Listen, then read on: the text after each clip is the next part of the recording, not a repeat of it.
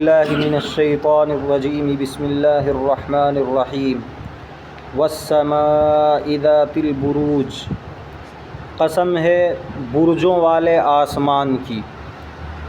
تو یہ سورۃ البروج ہے، مکیہ ہے اور اس کے اندر 22 آیتیں ہیں۔ اب تک جو صورتیں ذکر کی گئی ہیں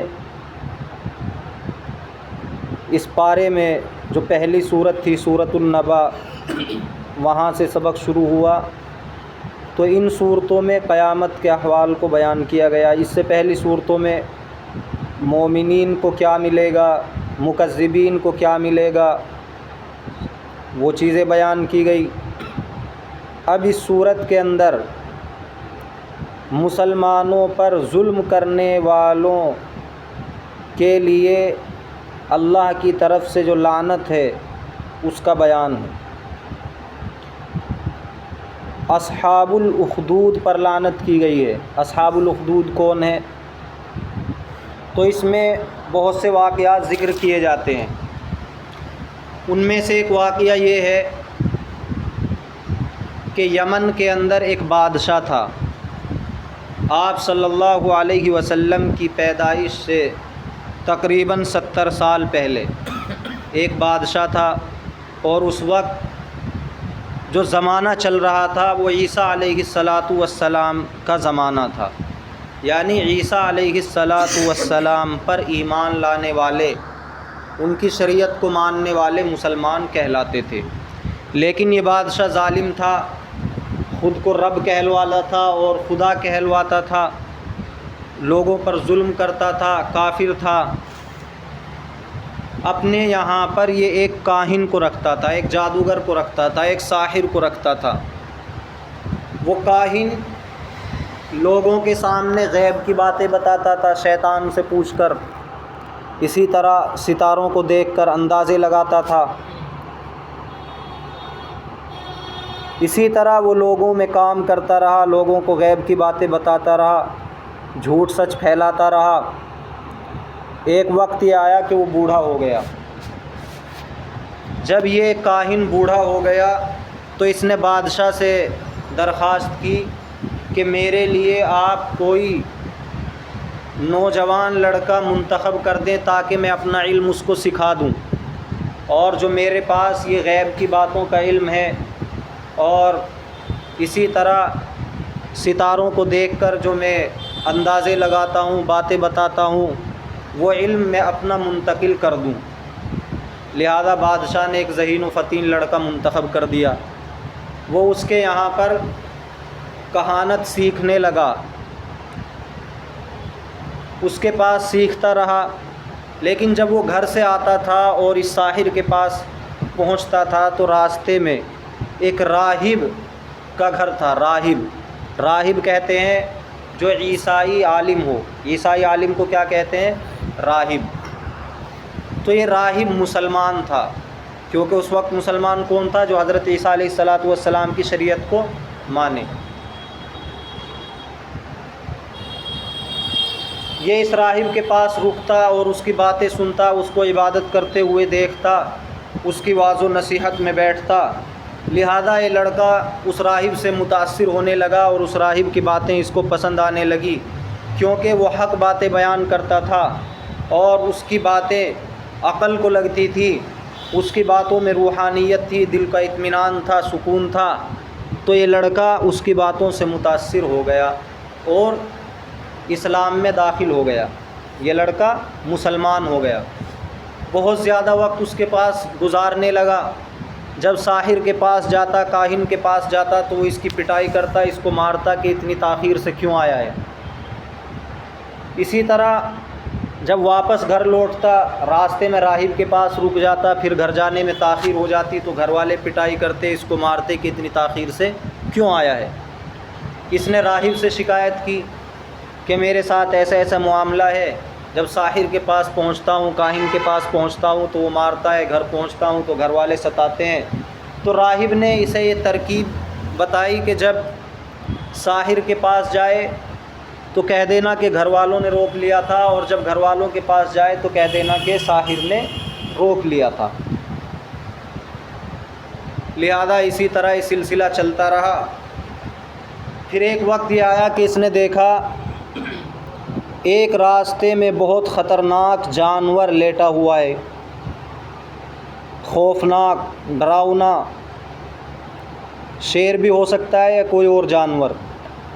لوگوں کا راستہ روکے ہوئے ہیں، لوگ کھڑے ہوئے ہیں اور وہ اس راستے سے گزر نہیں پا رہے ہیں۔ تو اس نے اپنے دل میں خیال کیا کہ چلو آج دیکھتا ہوں ساحر کی باتیں سچی ہیں یا راہب کی باتیں سچی ہیں، کاہن جس مذہب پر ہے وہ سچا ہے یا راہب جس مذہب پر ہے وہ سچا ہے۔ اس نے ایک پتھر اٹھایا اور پتھر اٹھا کر اس نے دعا کی کہ اللہ اگر راہب کا مذہب سچا ہے تو اس پتھر سے یہ جانور مارا جائے، اور اگر ساحر کا مذہب سچا ہے تو یہ جانور نہ مارا جائے۔ لہذا اس نے پتھر اٹھا کر مارا تو وہ جانور مر گیا۔ اس کو یقین ہو گیا کہ راہب کا مذہب ہی سچا ہے۔ پھر اللہ تبارک و تعالیٰ نے اس پر فضل کیا اور اس کے ہاتھ کے اندر شفا رکھی، لہذا جو کوڑھی آتا، برس کا بیمار آتا، یہ اس پر ہاتھ پھیرتا تو وہ تندرست ہو جاتا، اس کو شفا مل جاتی۔ کوئی نابینا آتا، اس کی آنکھوں پر یہ ہاتھ پھیرتا تو اس کی بینائی واپس آ جاتی۔ ایک دن بادشاہ کے وزیر کو پتہ چلا کہ کوئی ایسا شخص ہے جو اندھوں کو بینا کر دیتا ہے، لہذا وہ وزیر یا بادشاہ کے مصاحبین میں سے بادشاہ کے دربار میں رہنے والا جو نابینا تھا وہ اس کے پاس آیا اور اس نے درخواست کی کہ آپ مجھے بھی بینا کر دیجئے، دیکھنے والا کر دیجئے، اور میرے اوپر بھی ہاتھ پھیر دیجئے تاکہ میری بینائی واپس آ جائے۔ تو اس لڑکے نے کہا کہ بینائی کا واپس لانا، شفا دینا یہ میرا کام نہیں ہے، بلکہ یہ اللہ کا کام ہے، اللہ کے قبضۂ قدرت میں ہے بیماری اور شفا۔ لہذا اگر تو اللہ پر ایمان رکھے گا، مسلمان ہوگا تو ٹھیک ہو جائے گا، نہیں ایمان رکھے گا، نہیں مسلمان ہوگا تو ٹھیک نہیں ہوگا۔ تو وہ وزیر یا بادشاہ کے دربار میں رہنے والا شخص ایمان لے آیا، مسلمان ہو گیا۔ پھر اس نے اس کی آنکھوں پر ہاتھ پھیرا تو اس کی بینائی واپس آ گئی۔ وہ واپس بادشاہ کے پاس چلا گیا، بادشاہ نے دیکھا کہ اس کی بینائی واپس آ گئی ہے، اس سے پوچھا کہ بینائی واپس کیسے آئی؟ تو اس نے کہا کہ اللہ نے واپس کی ہے، رب نے واپس کی ہے۔ تو بادشاہ بڑا خوش ہوا کہ میں ہی تو رب ہوں، میں نے واپس کی ہے۔ وہ کہنے لگا کہ نہیں، تیرے علاوہ رب ہے۔ اس نے کہا میرے علاوہ تو کوئی رب نہیں ہے۔ اس نے کہا کہ تیرا اور میرا اور سب کا رب اللہ ہے، اس نے بینائی واپس کی ہے۔ لہذا بادشاہ نے اس کو سزا دی، اس پر زور ڈالا اور معلومات حاصل کی کہ کس نے بینائی واپس لوٹائی ہے۔ اس نے اس لڑکے کے بارے میں اطلاع دی، اس لڑکے کو طلب کیا گیا، پھر لڑکے کو سزا دی گئی۔ بات اس سے پوچھی گئی کہ آپ کو یہ علم کیسے ملا، کہاں سے ملا، مسلمان کیوں ہوا؟ تو اس نے راہب کے بارے میں بتایا، راہب کو بھی وہاں بلایا گیا۔ پھر بادشاہ نے راہب سے اور اس نابینا شخص سے کہا کہ اسلام سے پھر جاؤ، مجھے خدا مان لو، مجھے رب مان لو۔ انہوں نے کہا کہ ہم اسلام سے نہیں پھر سکتے، ہم رب کو نہیں چھوڑ سکتے۔ تو بادشاہ نے ان کو سخت سزا دی، ایک آرا منگوایا اور ان کے سر پر رکھ کر بیچ میں سے ان کو چروا دیا، بیچ میں سے ان کو پھاڑ دیا، نابینا کو بھی اور راہب کو بھی۔ پھر یہ لڑکا باقی رہا، اس سے کہا کہ تو اسلام سے پھر جا، اس نے انکار کر دیا۔ لہذا سپاہیوں کو تیار کیا اور کہا کہ اس کو پہاڑی پر لے جائیں، اونچی پہاڑی پر لے جا کر اس کو وہاں سے گرا دیں۔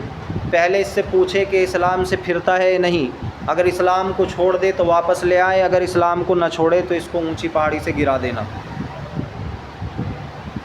بادشاہ کے کارندے، بادشاہ کے سپاہی اس کو لے کر پہاڑی پر پہنچے، اونچی پہاڑی تھی۔ اللہ تبارک و تعالیٰ سے اس لڑکے نے دعا کی کہ اللہ تو میرے لیے کافی ہے، مجھے اس سے بچا۔ تو اللہ تبارک و تعالیٰ کے حکم سے پہاڑ کے اندر حرکت پیدا ہوئی، تمام کے تمام سپاہی نیچے گر گئے اور مر گئے، یہ لڑکا بچ گیا۔ پھر یہ بادشاہ کے پاس واپس آیا اور بادشاہ نے اس سے پوچھا کہ ہمارے سپاہی کہاں ہیں؟ اس نے پورا واقعہ بتایا کہ اس طرح سے وہ ہلاک ہو گئے ہیں۔ بادشاہ نے دوسرے سپاہیوں کو تیار کیا، اس کو کشتی میں بٹھوایا اور کہا کہ بیچ سمندر میں لے جا کر اس کو ڈال دینا۔ کشتی جیسے ہی بیچ سمندر میں پہنچی، کشتی پلٹ گئی، تمام سپاہی غرق ہو گئے۔ اللہ کے فضل سے یہ لڑکا پھر بچ گیا۔ یہ واپس آیا، بادشاہ نے اس سے پوچھا کہ سپاہی کہاں ہیں؟ اس نے پورا واقعہ بتایا۔ بادشاہ نے پھر اس سے پوچھا آخر کیا وجہ ہے، تجھے موت کیوں نہیں آ رہی ہے؟ اس نے کہا کہ مجھے مارنے کا ایک طریقہ ہے، اگر آپ اس پر عمل کریں گے تو آپ مجھے مار سکتے ہیں، ورنہ آپ کے اندر یہ طاقت نہیں ہے۔ بادشاہ نے پوچھا وہ طریقہ کیا ہے؟ اس لڑکے نے بتایا کہ تمام لوگوں کو ایک میدان میں جمع کیا جائے اور مجھے سولی پر چڑھایا جائے اور میرے ترکش سے نکال کر تیر مارا جائے، لیکن جب تیر مارا جائے تو اس پر بسم اللہ رب الغلام پڑھا جائے کہ میں تیر مارتا ہوں اللہ کے نام سے جو اس لڑکے کا رب ہے۔ لہذا بادشاہ نے ایسا کیا، تمام لوگوں کو جمع کیا اور اس کو لٹکا کر تیر مارا۔ اس کی کنپٹی پر تیر لگا، اس نے وہاں ہاتھ رکھا اور وہ شہید ہو گیا۔ جب مجمع نے دیکھا کہ اس کا مذہب سچا ہے، بادشاہ نے 2 مرتبہ اس کو ہلاک کرنا چاہا، مارنا چاہا، لیکن اس کو موت نہیں آئی۔ پھر اس نے بادشاہ کو ترکیب بتائی اور اسے کہا کہ اللہ کا نام لے کر تیر چلانا۔ جب اللہ کا نام لیا گیا تو یہ فوراً شہید ہو گیا۔ لہذا یہ مذہب سچا ہے، اس کا رب سچا ہے، تو تمام کا تمام مجمع اسی وقت مسلمان ہو گیا۔ اب بادشاہ کو بڑی پریشانی ہوئی کہ جس لڑکے کو ہم نے اس لیے مارا تھا کہ لوگوں کے اندر اسلام نہ پھیل جائے، وہ تو ایسی ترکیب کھیل گیا، ایسی ترکیب استعمال کر گیا کہ تمام کے تمام لوگ مسلمان ہو گئے۔ لہذا بادشاہ نے راستوں کے ارد گرد خندقیں کھدوائی، محلات میں، محلوں کے اندر خندقیں کھدوائی اور ان میں ایندھن بھروا دیا اور آگ دہکا دی اور اعلان کر دیا، اشتہار دیا کہ جو بھی اسلام سے پھر جائے گا وہ بچ جائے گا، اور جو اسلام پر باقی رہے گا ان سب کو اس آگ میں ڈال دیا جائے گا۔ لہذا تمام لوگوں کو آگ میں ڈال دیا گیا، جلا دیا گیا۔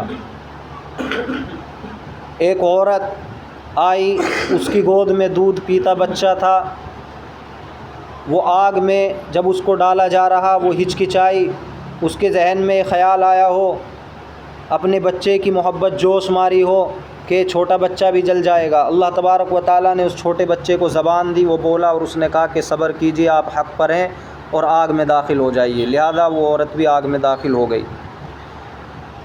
تو اصحاب الاخدود، خندق والے، انہی لوگوں کو کہا گیا ہے جنہوں نے خندقیں کھودی تھی، ان میں ایندھن بھروایا تھا اور پھر مسلمانوں کو تقریباً 12,000 کی تعداد انہوں نے خاکستر کی تھی، جلایا تھا، انہی پر لعنت کی گئی ہے۔